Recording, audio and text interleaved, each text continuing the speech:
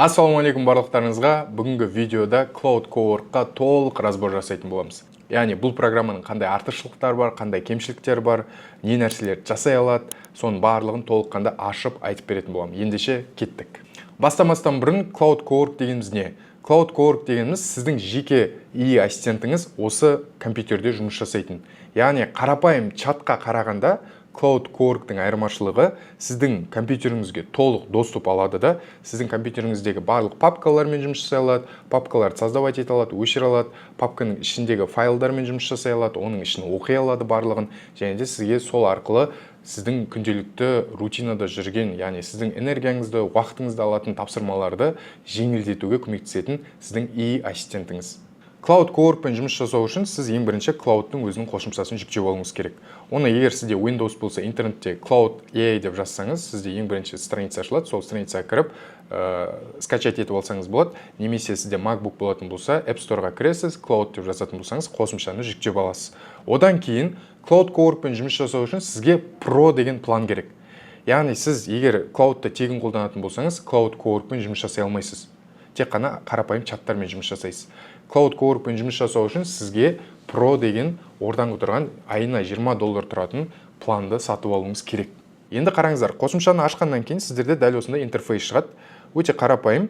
Қарапайым чат пен Cowork'ты қалай қосамыз? Чатта егер чатпен сөйлесетін болсаңыз, осы жерде чатты басасыздар, ары қарай өзіңіздің сұрағыңызды жазып сөйлесе бересіздер. Ал егер Cowork'пен жұмыс жасау керек болатын болса, онда қасында мына жерде батырма бар, Cowork'ты басасыздар, ары қарай уже өзіңіздің сұрағыңызды қоясыздар.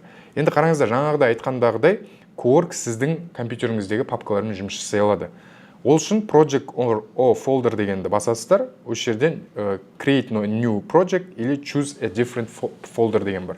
Choose дегенді басатын болсаңыз, сіздің жаңағы компьютеріңіздегі қай папкамен жұмыс жасау керектігін сіз өзіңіз осы жерден таңдайсыздар. Енді қараңыздар, қазіргі кезде Cloud пен Cowork'ты бір жерге қойып қойған. Оған дейін негізі мына жерде Cowork деген бөлек тұратын интерфейс. Енді қараңыздар, қарапайым чат пен Cowork'ты қалай айыра аламыз, иә? Сіздерде ертең Cowork'ты ашқаннан кейін осындай өте көп чаттар пайда болады. Осы жерден қалай Cowork пен қарапайым чатты айыру керектігін білу үшін осындай белгілер бар. Мысалы, мынандай белгілер қарапайым, бұл қарапайым чаттар. Ал егерде қасында осындай птичкамен тұратын болса белгі, онда бұл Cowork деген сөз, яғни Cowork'пен жасап отырған сіздің чаттарыңыз деген сөз. А қарапайым осындай белгі болатын болса, онда қарапайым сіздің сөйлескен чаттарыңыз болып есептеледі. Ең бірінші бұл жерде түсіндіру керек нәрсе бұл модельдер. Яғни Cloud'та қандай модельдер бар? Жалпы 4 модель бар. Ең бірінші ол Fable деп аталады. Fable дегеніміз өте күрделі жұмыстарға арналған модель. Яғни сіз бір белгілі бір архитектура сызатын болсаңыз, бір белгілі бір проекттің немесе бір үлкен бір күрделі тапсырманы бір қадамдарға бөлу керек болатын болса, жоспар құру керек болатын болса, онда Fable'ды қолдансаңыз болады. Opus дегеніміз комплексный жұмыстарға арналған модель. Fable'ға қарағанда сәл төменірек деңгейде жұмыс жасайды, бірақ сонда да әртүрлі код жазуға қатысты, сайттар жасау, дэшбордтар жасау, неше түрлі жаңағыдай бір қиын тапсырмаларды да Opus орындай береді. Келесі Sonnet 5 деген модель, ол күнделікті сіздің тапсырмаларыңызға арналған модель. Күнделікті бір қарапайым тапсырмалар болатын болса, Sonnet'ті қолдансаңыз болады. Ал HiQ дегеніміз ол тұрмыстық жағдайдағы бір сұрақтарыңыз болатын болса, мысалы, жұмыртқаны қанша минут қайнату керек пісу үшін деген секілді бір сұрақтар болатын болса, HiQ-ді пайдалансаңыз болады. HiQ дегеніміз HiQ-ді басып сұрақ қоятын болсаңыз, сізге тезірек жауап береді, тез-тез, бірақ жауаптың сапасы төменірек болады басқа модельдерге қарағанда. Мен өзім кеңес беретінім, кез келген жұмысты бастамастан бұрын тапсырманы беретін кезде бірінші Opus'ты басыңыз немесе Fable'ды. Сол арқылы сіз сол жұмыстың архитектурасын, яғни сіз не қалайсыз, сіздің мақсатыңыз не, сол бойынша планды осы алғашқы 2 модельмен жасап алсаңыз болады. Одан кейінгі жұмыстар, яғни күнделікті сіздің жасайтын былайша айтқанда рутиналық тапсырмаларыңызды Sonnet арқылы жасай берсеңіз болады. HiQ-ді мен көп қолданбаймын. Sonnet'ті күнделікті өзім жұмыстарыма осы Sonnet 5 деген модельді қолданамын. Және де астында осындай батырма тұр, Extended деген, яғни осыған сіз птичка қоятын болсаңыз, осы модельдер арқылы Cloud өте жаңағыда ұзағырақ ойланып, сізге жақсырақ бір нәтиже береді. Ал егер өшіріп тастайтын болсаңыз, тезірек сізге жауап беріп, тезірек нәтижені ала аласыз. Mo Models деген тағы не нәрселер бар, яғни бұл Cloud'тың бұрынғы модельдері Opus 4.7, Opus 4.6 деген секілді. Қазіргі кезде соңғы модель Opus 4.8. Дәл осындай батырмаларды басып, сіз өзіңізге керекті модельді таңдай аласыз. Келесі батырма бұл Manual Approve немесе Skip All Approvals деп тұр. Яғни Manual Approve дейтін болсаңыз, сіз мысалы Cloud'қа бір белгілі бір задача беретін болсаңыз, сіз әр тапсырмадан кейін әрбір шешімді өзіңіз қабылдап отырасыз. Яғни келсем деген секілді. Сіздің келісіміңізсіз Cloud ары қарай жұмысты жалғастырмайды. Ал егерде сіз Skip All Approvals дегенді басып қоятын болсаңыз, тапсырма жазатын болсаңыз, тапсырма беретін болсаңыз, сізден рұқсат сұрамайды. Ол өзі өздігімен шешім қабылдап, сол тапсырманы до конца, яғни соңына дейін сол тапсырманы орындайтын болады. Келесі батырма бұл ең маңызды батырма, бұл Project O Folder деп аталады. Яғни жаңағыда айтқандағыдай Cowork сіздің компьютеріңіздегі кез келген папкамен жұмыс жасай алады. Ол үшін компьютеріңізде кез келген бір папканы ашайық. Мысалы Айдар деп аша салайын. Мен өзімнің атымды айтып. Мына жерде Choose Different Folders деген бар. Соны басамыз. Мына жерде Рабочий стол дегенге басам. Жаңағы Айдар деген папканы таңдаймын. Айдар деген папканы міне таңдадым. Открыть деп басам. Міне Allow дегенді, яғни разрешить, яғни сізден рұқсат сұрап тұр. Бұл жерде сізден рұқсат сұрап тұр. Рұқсат беремін Allow деген батырманы басасыз. Міне көріп тұрсыздар ма, уже Айдар деген папка қосылды Cowork'қа. Яғни сіз Cowork'қа осы жерден кез келген бір тапсырманы беретін болсаңыз, кез келген ақпараттың барлығын осы компьютерде, яғни осы папканың ішінде сақтап отырады. Келесіде сіз мысалы бір аптадан кейін келіп, осы проект бойынша жұмыс жасайтын болсаңыз, просто осы жерден Айдар деген папканы басасыз да, таңдайсыз да, ары қарай жұмысыңызды жалғастырып кете бересіз. Сол папкадегі бүкіл сақталған информацияны, ақпараттардың барлығын Cowork каждый раз оқып отырады да, сізге сол бойынша уже жауап беріп отыратын болады, сіздің тапсырмаңызды орындап отыратын болады. Ең бірінші Coworkпен жұмысты бастамастан бұрын сіз өзіңіз туралы барлық ақпараттарды Coworkқа беруіңіз керек. Сіз кімсіз, сізде қандай проекттер бар, немен айналысасыз, сол туралы барлық ақпаратты осы Coworkқа беруіңіз керек. Ол үшін мен дәл осы промптты қолданам. Бұл промптты алу үшін видеоның астында Telegram каналға сілтеме бар. Сол Telegram каналыма кірсеңіз, осы промпт сол Telegram каналда болады. Бұл промптта не айтылған? Сен менің AI көмекшімсің, мен енді ғана орнаттым Cloud Cowork'ты, нөлден бастайын деп тұрмын, настройкасын жасайын деп жатырмын, сен маған көмектес, бірге осыны жасайық да. Неше түрлі осындай папкаларды создавать етіп бер маған осы компьютерімде. Екінші қадам сұхбат ал менен, мен кіммін, маған сұрақтар қой, мен саған дұрыстап жауап беремін, одан кейін бір-бірімізбен танысайық, сол туралы мен өзім туралы информацияны саған берейін. Әрі қарай осы информацияларға жүгіне отырып, мен саған тапсырмалар берем, сол тапсырмаларды бірге орындаймыз деген секілді бұл промпт сол туралы жазылған. Мен бұл жерде Cowork'ты бастым, Айдар деген жаңағы таңдаған папкамды таңдадым, мына жерде Skip дегенді бастым, менің рұқсатымсыз жасай бер деген секілді. Opus 4.8-ді бастадым, қойдым. Не үшін? Өйткені жаңағыда айтқандағыдай кез келген жұмыстың басында бір план құру керек болатын болса, жоспар құру керек болатын болса, мен жаңағыдай мықты модельдерді қолданам. Одан кейінгі тапсырмаларға мен уже Sonet'ті қолданам. Енді қараңыздар, Opus'ты қолдандық, басамыз. Әрі қарай уже Cloud жұмыс жасайды. Осы промптты толыққанды оқиды. Міне қараңыздар, Cloud жұмыс жасап жатыр. Мына жерге өзіне керекті планды сызып алды. Ең бірінші құрылымын жасау дейді, сұхбат алам дейді, одан кейін контекст дейді. Міне қараңыздар, көрдіңіздер ме? Бірінші қадам дайын дейді, қалталар жасалды дейді. Қалталар дегеніміз папкалар ғой, қазақша атауы. Айдар деген папканың ішіне осындай папкаларды құрып берейін деп жатыр маған. Яғни контекст деген бірінші папканы құрады, оның ішінде мен туралы ақпараттар жазылады. Одан кейін inbox дегеніміз келіп түскен файлдар, процесстен өңделгендер деген секілді әртүрлі файлдар. Бұның барлығы менің промптымда болған. Енді маған бірінші сұрақты қойды. Сенде Global Instructions by Context бар. Сұхбатты қалай жүргізейік? Бардан құрастыр, толық сұхбат нөлден менен ал деген секілді варианттарды беріп тұр, нұсқаларды. Енді қараңыздар, дәл осындай сұрақтарды сізге қояды Cloud Cowork. Сіздің мақсатыңыз барынша толыққанда ашық жауап беру. Осы жерде something else деген бар, сол жерге басасыздар да толыққанды жауап бересіздер. Өзіңіз туралы ақпараттардың барлығын. Осылай таңдап, нұсқалар таңдап та жауап беруге болады, бірақ Cloud Cowork сіз туралы уже толыққанды контекст болмайды. Сол үшін осы жерге басып толыққанды ақпарат берген дұрысырақ. Толық сұхбат нөлден дегенді басам. Одан кейін келесі сұрақты маған құрып беруге дайындалып жатыр. Міне, менде бірінші пункт жасалды. Егер де қазір папканың ішіне қарайтын болсақ, мынау жаңағы біздің папкамыз. Міне, көрдіңіздер ма? Контекст, архив, daily, жаңағы айтылған папкалар өзі, Cloud'тың өзі, Cowork'тың өзі осы жерге құрылымын дайындап, өзі ашқан болатын осы папкаларды. Мен ештеңе ашқан жоқпын бұл жерден. Яғни, жаңағыда айтқандағыдай Cloud Cowork сіздің компьютеріңізге толыққанды доступ алады. Екінші қадам, мен кіммін? Яғни, немен айналысасың, мамандығың, бизнесің, ағымдағы басты рөлің, өз сөзіңмен қысқаша айтшы дейді. Өзің туралы осы жерге жазуға тура келеді. Менің есімім Айдар деген секілді. Мен былай жасаймын, қазіргі кезде Whisper Flow деген программа бар. Яғни мен былай жазып отырмас үшін өте көп уақыт алады. Сол үшін бір батырманы басамда. Меня зовут Айдар. Я занимаюсь искусственным интеллектом. У меня сейчас проект AI Start. AI Start занимается тем, что обучает людей по искусственному интеллекту и зарабатывать через искусственный интеллект. Мен енді орысша беріп жатырмын, не үшін? Өйткені Whisper Flow қазақша дұрыс түсінбейді. Мен қазір қазақша айтатын болсам дұрыс емес жазады, сол үшін орысша беріп жатырмын. Осылай ақпаратты жібердім. Егер де орысша сөйлей алатын болсаңыз, Whisper Flow деген дәл осындай, мен сіздерге қазір көрсетейін. Міне, дәл осындай приложение бар. Осы приложениені өзіңізге тартып, осылай жазбай-ақ сөйлесе беруге болады. Так, екінші сұрақты қойдым, маған түсіндім, клиенттерің, аудиторияң туралы айт деп жатыр. Мен былай айтам.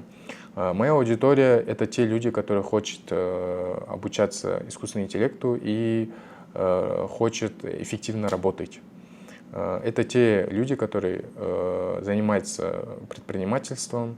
Вторая аудитория – это у меня диджитал-специалисты, SMM, маркетологи, контент-мейкеры и так далее. Мен осылай жауапты бердім. Негізі бұдан да ашып отырып айта беруге болады. Ол өте дұрыс ашып айту. Мен просто қазір видео ұзаққа созылмас үшін қысқа жауап беріп жатырмын.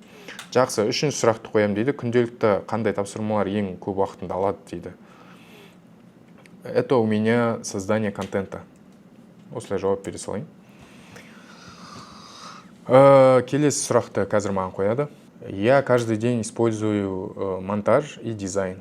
Өзіңізге керекті жаңағыдай күнделікті инструменттерді, құралдарды айтсаңыз болады осы жерде. Қандай мақсаттарыңыз бар дейді, соңғы сұрақ қойып отыр. Я хочу создать онлайн-школу и хочу набрать людей на свое обучение. Сұрақтарын қойып болды, одан кейін келесі қадамға көшті. About me MD жасаудамын дейді. Яғни мен туралы ақпараттарды MD файлға барлығын салып, мені былайша айтқанда, міне көрдіңіздер ме, about me кім, жаңағы айтылған жауаптарға қатысты маған осындай файл дайындап берді. Өте қысқа ақпарат жазылған, сол үшін сіздерге айтарым, Cloud Cowork жақсырақ жұмыс жасау үшін көбірек информация, ақпарат берген дұрыс. Бәрі дұрыс па, қосатын түзететін нәрселер бар ма дейді. Все нормально, дальше двигаемся. Келесі қадамға өтейік деп айтып жатырмын. Бұл қадамды қазір сызады да, келесі қадамға өтеді. Міне сызды, келесі сұхбат жазу стилі дейді. Яғни мен қалай жазам, мен қалай сөйлеймін, қандай сөздерді көп қолданам, сол туралы ақпаратты менен сұрайды қазір. Давайте мен бұл жерде просто уақытты көп созбау үшін осылай жаза берейін. Ауыз екі. Осы жерге өзіңіздің жиі қолданатын сөздеріңіздің барлығын дұрыстап жазсаңыздар, негізі дұрыс сұрақ болады. Мәтіндерді нені жек көресің? Клише, кеңсетілі. Соңғысы, өзіңе ұнайтын өз мәтініндегі мысалдар бар ма? Болса файл ретінде немесе мәтінді осында қой. Осы жерге өзіңіздің рилстарыңызды жіберсеңіз болады, өзіңіздің түсірген немесе бір аудиоларыңыз болса жіберсеңіз болады. Мен айтам, мұндай ақпарат жоқ. Келесі қадамға өтті. Brand Voice MD жасаудамын дейді. Яғни осы айтылған ақпараттарға бойынша маған қазір файл дайындап береді. Одан кейін келесі қадамға өтеді.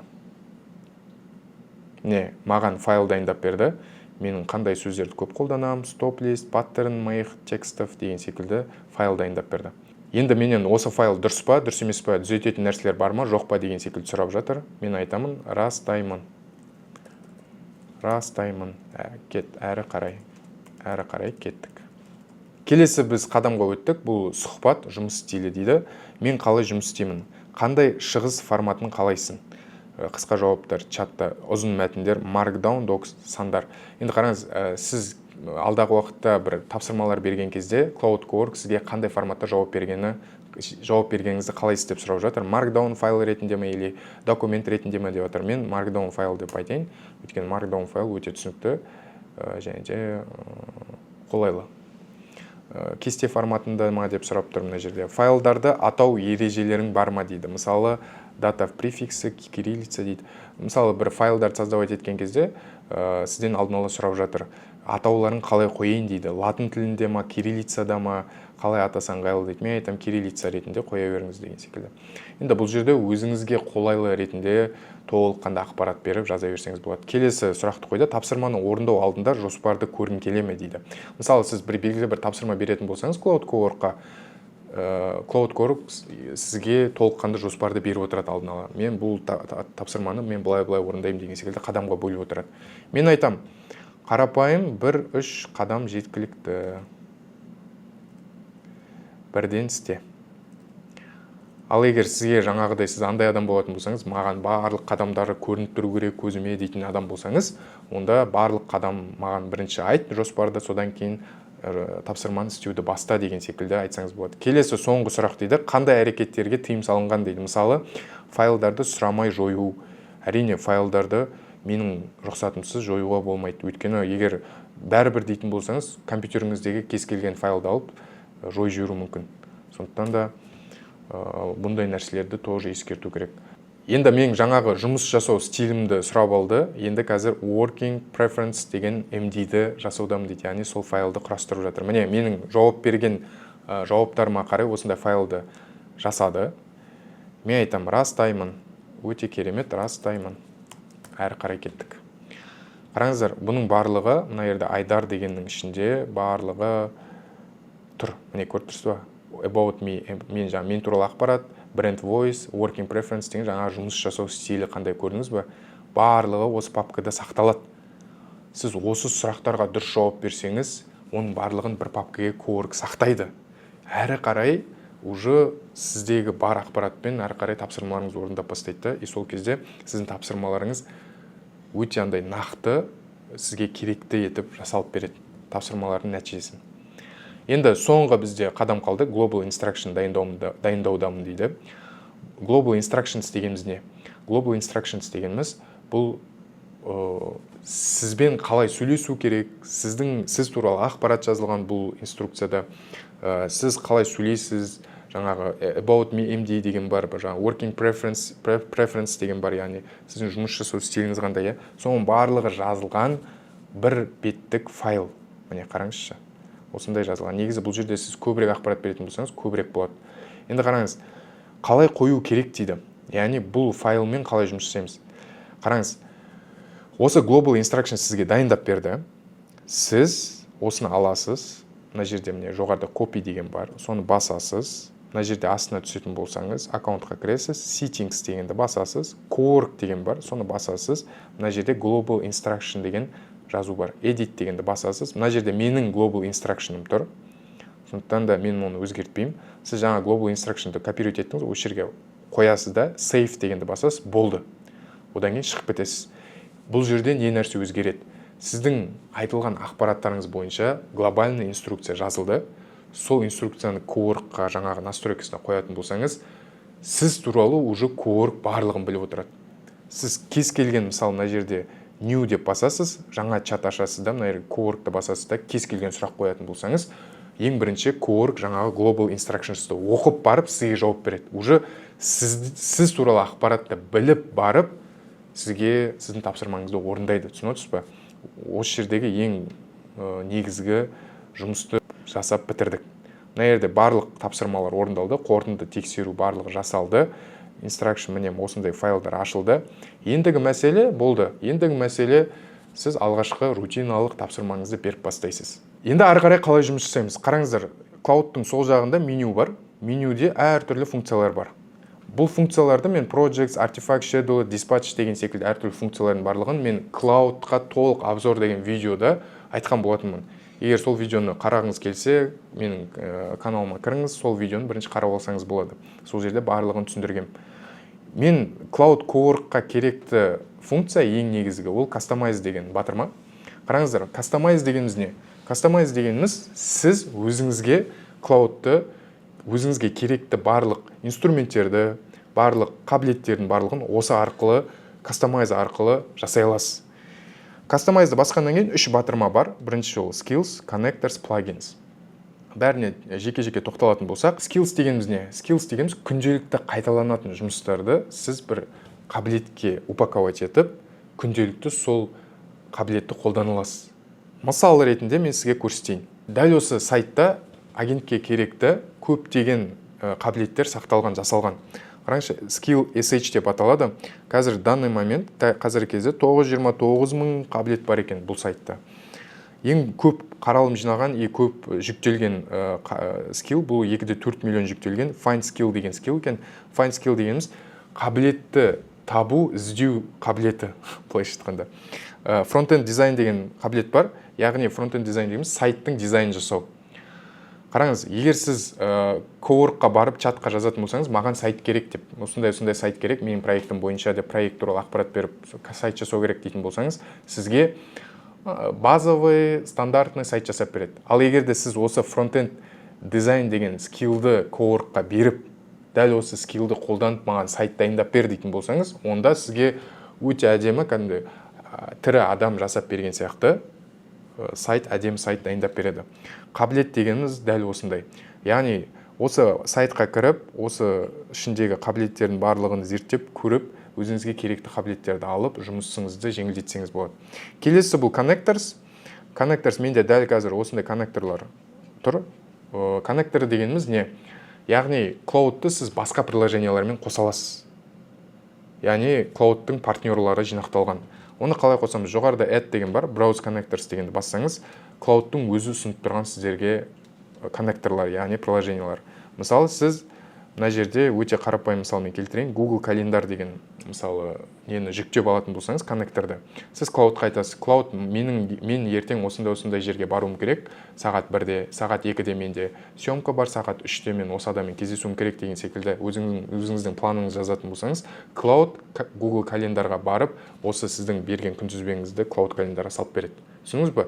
Мақсат не? Мақсат басқа приложенияларға Cloud'ты қосу арқылы сіздің өміріңізді былайша айтқанда жеңілдету.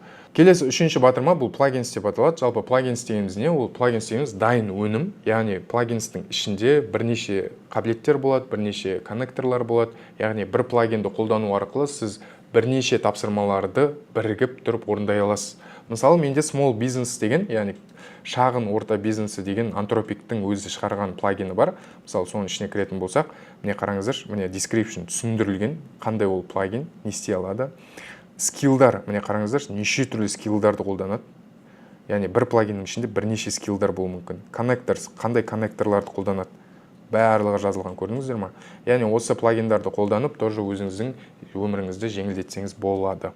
Айына $20 төлеп ақ, сіз дәл осындай өзіңіздің компьютеріңізде жұмыс жасайтын толыққанды AI ассистентті жасай аласыз. Егер де дәл осы видео ұнаған болатын болса, комментарияға өзіңіздің пікіріңізді жазып кетіңіз, лайк басып кетіңіз, және де осы каналға тіркеліп кетіңіз.